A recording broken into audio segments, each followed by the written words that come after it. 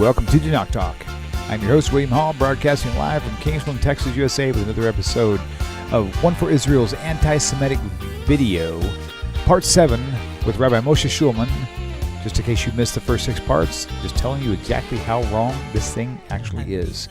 So if you know One for Israel, you're going to want to tune into this and the previous 6 lessons. So, Rabbi, welcome back. It's good to see you, as usual. Oh, it's good to see you, too. Yes, sir. Which I can't see you, of course, but it's good to see you if I can. Yep. Okay, so we're going to continue. Okay. Just real quickly, just a quick, really super on one foot recap, just in case people are tuning in for the first time. I've been noticing some new viewers, and they may not know the whole scoop of things. Okay. Basically, there was a video that came out in Israel. It's actually in Hebrew, but it has English subtitles, which are not really exactly good, but they're close, I guess.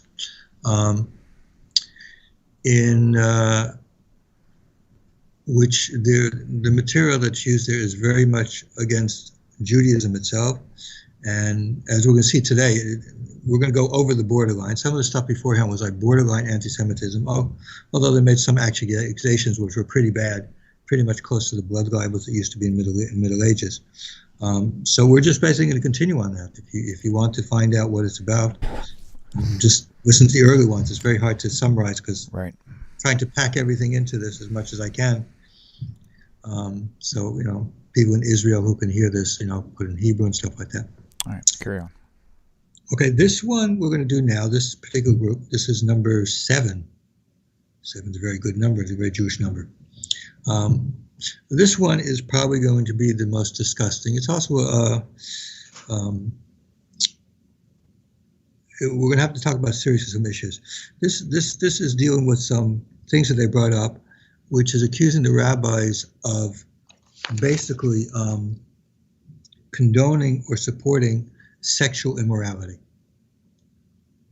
Now, before we go into it, I read from the book that came out from Dr. Michael Brown, which was for Christians. It was not written for Jewish people, it was written for other Christians, called Our Hands Are Stained with Blood, in which he does,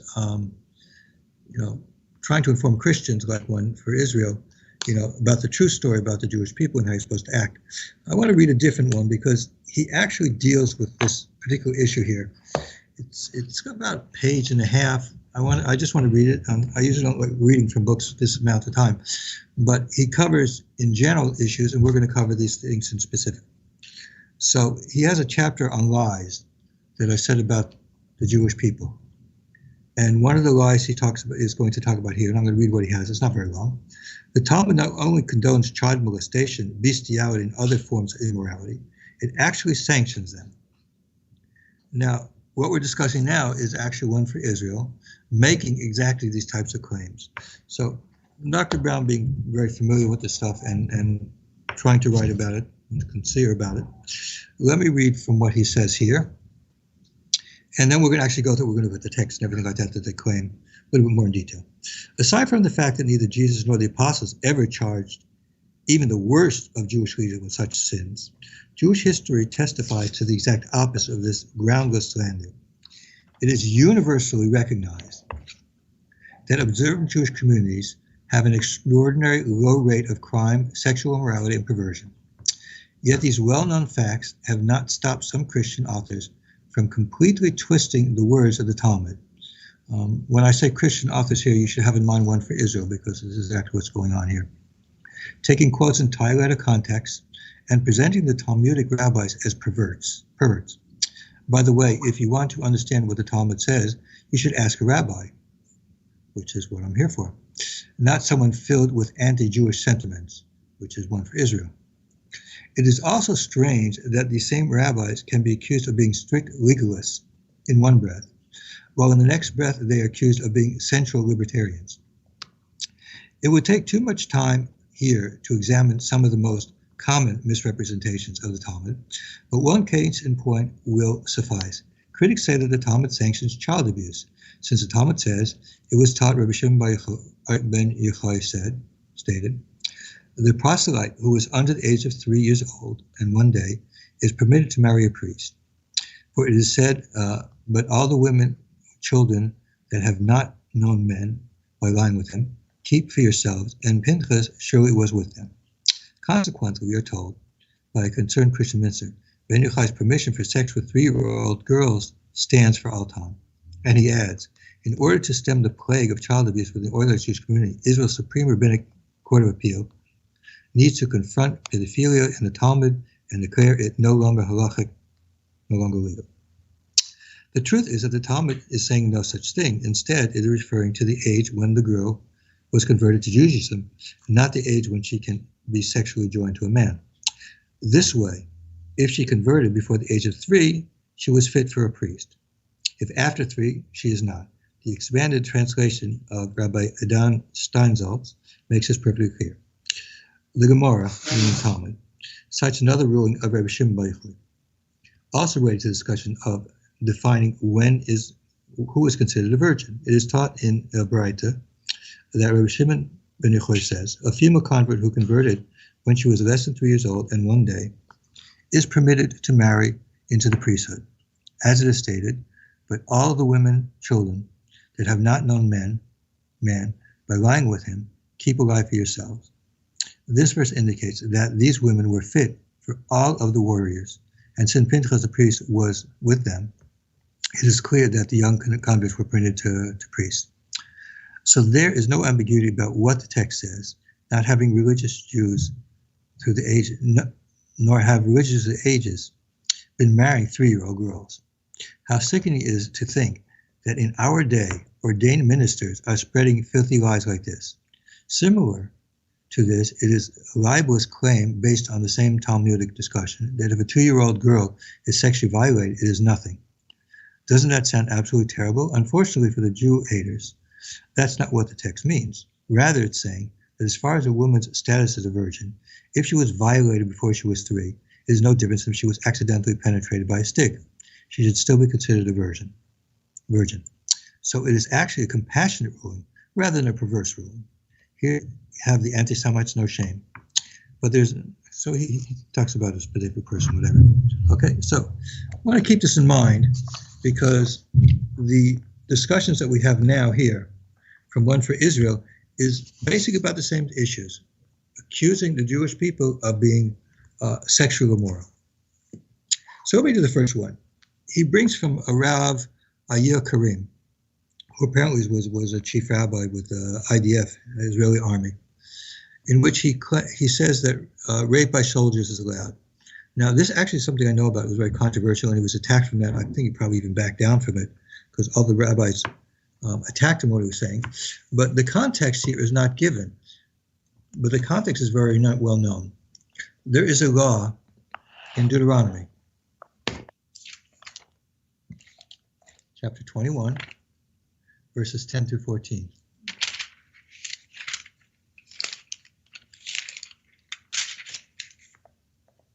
Okay, now let me give the little background what's going on.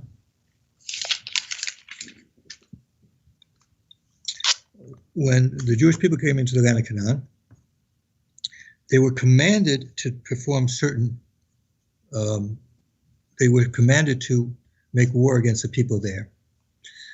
In the language of the Talmud, it's called Mechemes Mitzvah, a war that is a commanded war, to differentiate it from a war that's not commanded. Meaning Hashem says specifically, this is the kind of war you should have just for these specific people. But another kind of war does not go under that. So it says there, and I'll summarize, that it says that if you go to a war against your enemy, talking about this specific type of war, that if you see a woman in captivity, you can take her for your wife. Now, it says there that the reason Rashi says it there is because soldiers in the wartime, sometimes their inclinations could cause them to do things. So rather than going around raping women, you could take a woman to be your wife. You take her to your house, the whole thing, you take her to your house, and she has to stay there for a certain amount of time, and if he still desires after a certain amount of time, then he's allowed to marry her. That's what it says there. What he was saying in context was that it was his view, one which was rejected by all the other rabbis there. I mean, maybe some that agreed with him, but was totally rejected, is that a war that was involved with the Palestinians, or with Lebanon, I think was what's going on at that time, is considered the same kind of a commanded war as the war that was commanded when they went into Canaan to take over the land of Israel the first time. That's been rejected, and he was very soundly, and specifically the Orthodox, ultra-Orthodox, of course, soundly rejected that type of thing. So not only is the context wrong, but it's something that this particular rabbi is, and I think he backed down. I mean, there's no knowledge that I know of that anybody holds that they should keep that way. Now, the next one is another scurrilous one. This is even worse, actually, in many ways, because it's an absolute lie. Now, this is from Rav Yosef Mizrahi. Before I even talk about Yosef Mizrahi, I mentioned him before in an early lecture that he not only has no standing, but he's somewhat unique in the fact that because of the things that he said that are so far out and contrary to Jewish law in the Talmud and other places, there actually was a letter written and signed by a number of great rabbis all across the spectrum of orthodoxy, attacking him and not that we shouldn't listen to him. It says here, I'll just read part of it. Early this year, Rabbi Yosef Mizrahi apologized for one particularly offensive statement he made on several occasions, which was a statement he made about the Holocaust.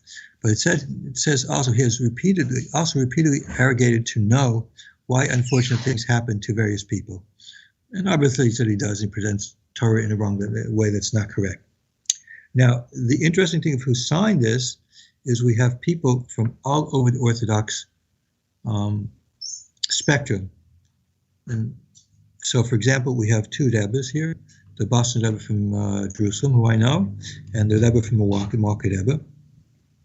We have a number of heads of yeshivas here, and we also have a number of people. So, for example, somebody from one of the rabbis from Agudas Yisrael in America is on there. And there's a rabbi from a Torah Center, and there's from the Chicago Rabbinic Council. I mean, there's people from all over the spectrum of orthodoxy who write against this person that what he says is totally off the wall. We shouldn't listen to what it presents as incorrect. So I'm so into prefaces because not specifically this one, but we see later on that they will quote from this Rabbi Mizrahi, Yosef Mizrahi, things that are just totally off the wall and are totally rejected. And you should know that when I say that this is a person that shouldn't be listened to, that there's valid reasons not to. Okay, so what they claim from here is that this rabbi says that raping somebody is actually a mitzvah, a commandment in the Torah to rape someone. Now, what's the situation? The question that Rabbi Mizrahi is bringing is like this. There is a commandment in the Torah that a man should marry and have children. And he's supposed to have a certain amount of children in order to fulfill the commandment of being fruitful and multiply. So the question is asked, what about a case where a man rapes a woman and she becomes pregnant and has a child? That's a sin. That's forbidden. But people do such things, and it does happen. We know, of course, in real life that happens still. Women are unfortunately raped, and many of them have become pregnant from that. So the question is, since he's supposed to have children, is that child considered part of it or not? It's not whether rape is allowed or not.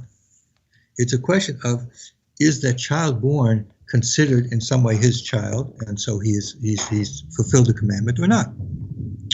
And so he says that it's allowed. Now, it's not a heter for rape, because if you look actually in the biblical text, Deuteronomy 22,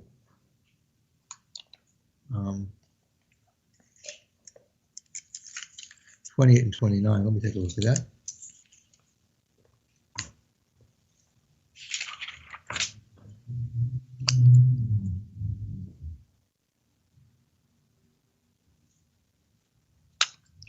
So it says here, if a man finds a virgin maiden who is betrothed and takes hold of her and lies with her, they discover it, then the man who lay with her shall give the father girl 50 silver shekels.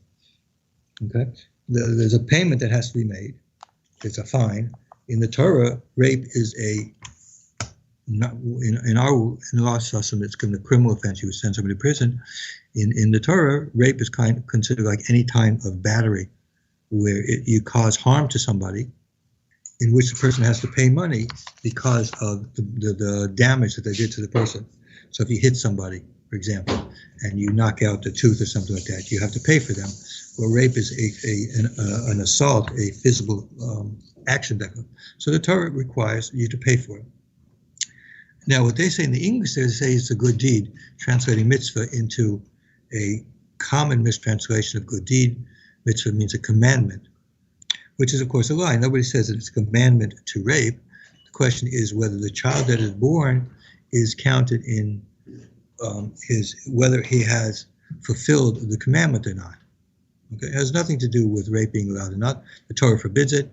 It's a what we would call a civil crime, like, you hit somebody with your car or something like that and cause damages, you have to pay for damages. So the same thing would be with rape. There are civil damages, civil payment that has to be because of the harm and what you did. And the damage of such things are could be pretty heavy. Easy way of doing it is how much money a person will be willing to take in order for that to happen to them. So it's based on how very damaging the thing is. Now the next one he brings is a claim that the Rambam is saying that you can have sex with minors based on the Mishnah in Nida, chapter 5:4, and says there that the Rambam in his commentary says that it's less despicable if the girl is under 3. But that's a totally false lie. As we mentioned, Dr. Brown mentioned there, and it's the case of what it is. That's totally not what's going on there. What's going on there is, of course, the question of whether that's considered intercourse in which it goes under actual relations, which it goes under some of the laws of that, or it's just considered any kind of an assault, as if you beat somebody, something like that, in which it's just straight a civil situation. We're going to come to a second where that has a significant difference to it. Now, this is, of course, dealing again with things that are of a biblical nature and have a significant, legal issue to do with it.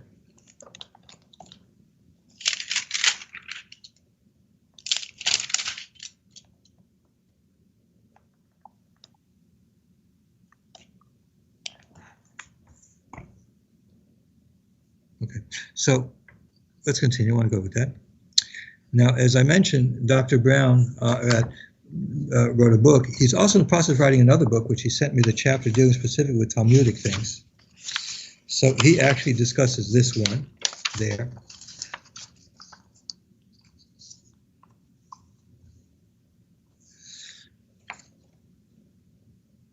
That particular Mishnah in Niddo is talking about a commandment in the Torah 21, Exodus 21, 7 through 11, which is like this. A person is able to betroth his daughter to somebody else. And if he does this, then it's considered betrothal, although she can later on, decide that she doesn't want to do it, which involves, so the question is, how old does she have to be in order that she can do it? And it has to be over 3. Now, here, Dr. Brown mentions it, and he explains what's going on here. It says, the Mishnah teaches a man can betroth his daughter to a man when she is a young woman. The Gemara infers, when she is a young woman, yes, he can betroth her, but when she is a minor, no, he cannot betroth her. This statement supports the opinion of Rav, as Rabbi Huda says, that Rav says, and some say it was said by Rabbi Elazar, it is prohibited for the person to betroth his daughter to a man when she is a minor, until such time that she grows up and says, I want to marry so-and-so. If a father betroths his daughter when she is a minor and incapable of forming an opinion of the husband, she may later find herself married to someone she doesn't like. There's discussion there.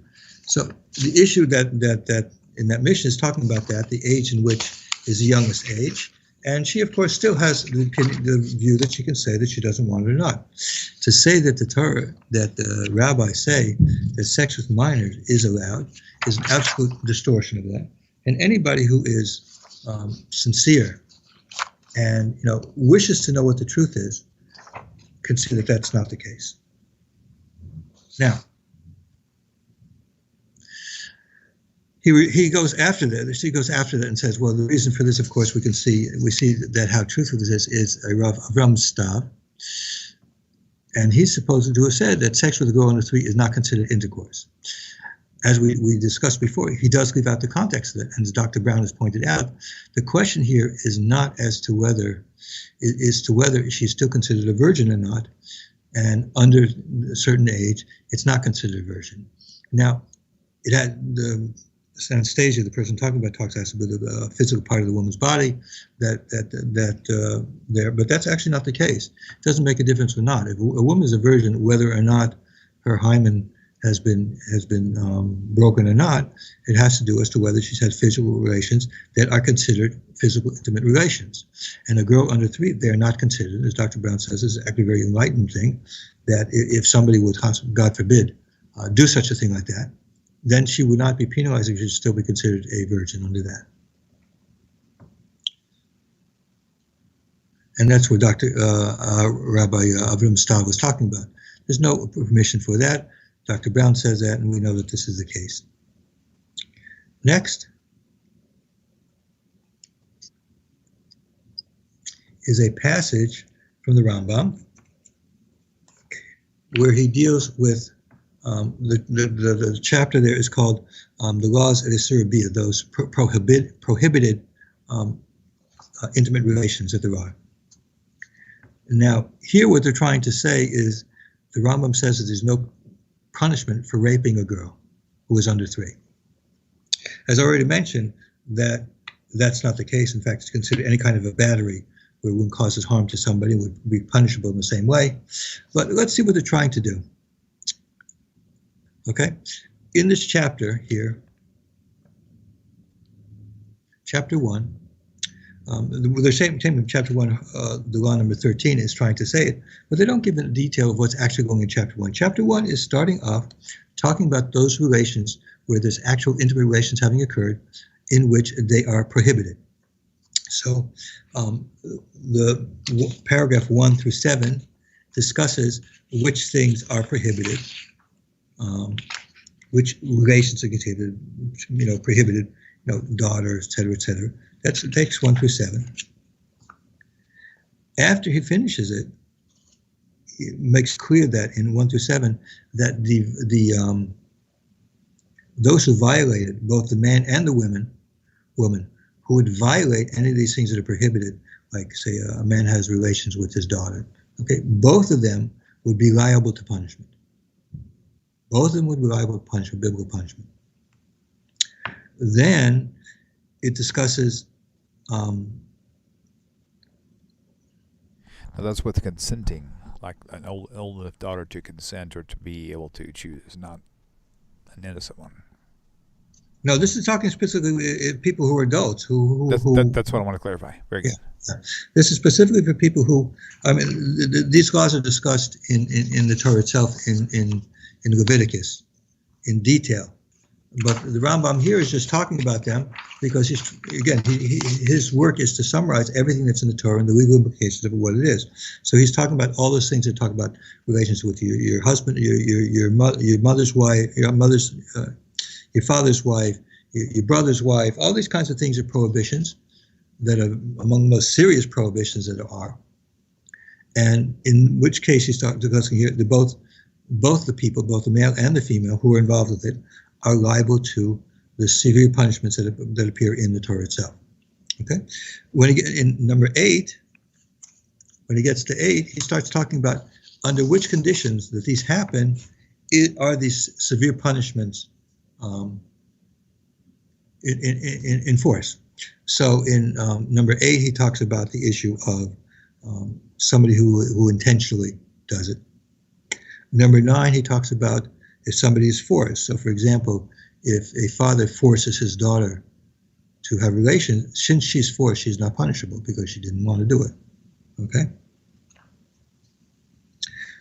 So the death penalty and stuff that goes with this wouldn't apply to the girl, but only apply to the man. 10 to 12 discusses particulars about what actually has to be done. It's not a question of kissing, it's a question of actually doing actual physical relationship, what's going on with it. Now, number 13 is where he brings a question as to when it is considered, how old does a girl and the boy have to be? So a girl has to be over 3 in order to be liable if she was to be able to give her consent. And a boy would have to be over 9. If either the boy was under 9, the girl was under 3, then that wouldn't go under this category. Somebody would be punishable at all. That's what we're talking about. It wouldn't be punishable at all. If they had consensual relationship, whatever, at that age, it would not be punishable at all for the child, the one who was under 3. Well, the man, if it was over the age, obviously would be. Okay, so I want to dumb this down a little bit for a lot of spectrums of people. So the first time I ever heard about this was from a Messianic Christian who knew that I was leaving.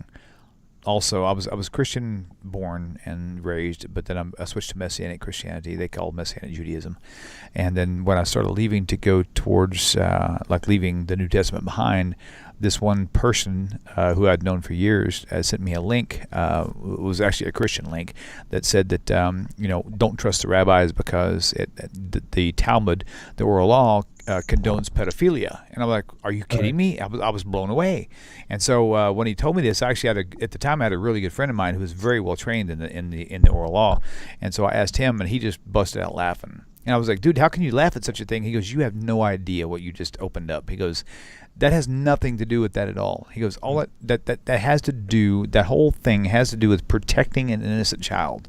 The entire thing does. He goes, that's a really outlandish claim from Christians to try to disassemble Judaism, with any means necessary.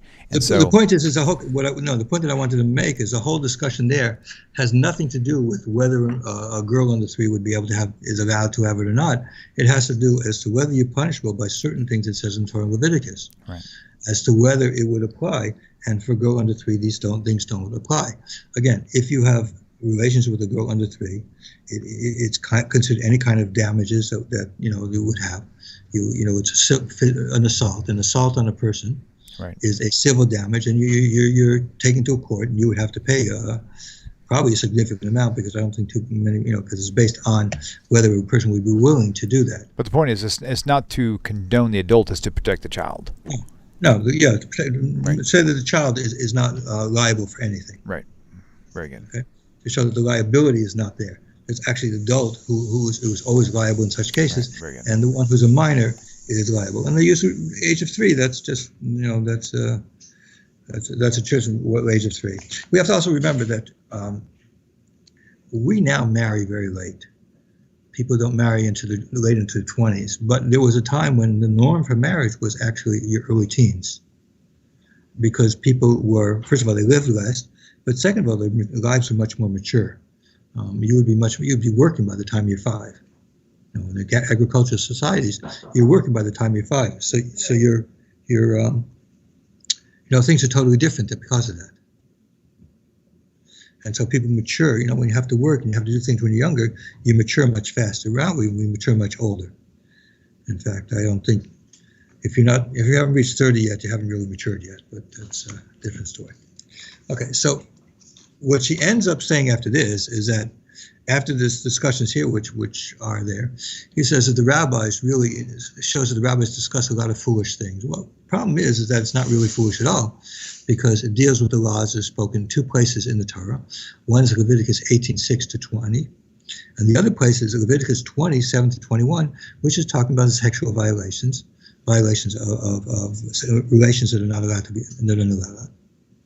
And as anything in the Torah, you have to know, when does it apply? When does it apply?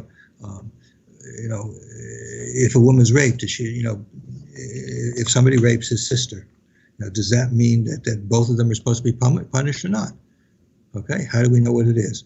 Well, we know because the rabbis talk about it and say you have to discuss. They discuss these issues because there are things in the Torah, and whether they want to realize it, she wants to realize it or not. These are, the Torah talks about it, so the Torah talks about it, and we have to talk about it also. And the truth of the matter is they seem to be saying, if you're saying it's not appropriate for the rabbis to talk about it or to learn about it, then you're basically saying that it's not appropriate for the rabbis to learn the Torah, to learn the Bible, what it says. Why is Leviticus there if we're not supposed to learn from it? Okay, I think we can take a short break. Right now, this is the end of what I wanted to do. Okay, very good. Very good. Next one, we will go into more disgusting things that they say. All right, let's do this. We're going to move on. Carrying on to part 8 here momentarily. So you guys want to tune in, fine. And we'll talk to you soon. All right, thank you.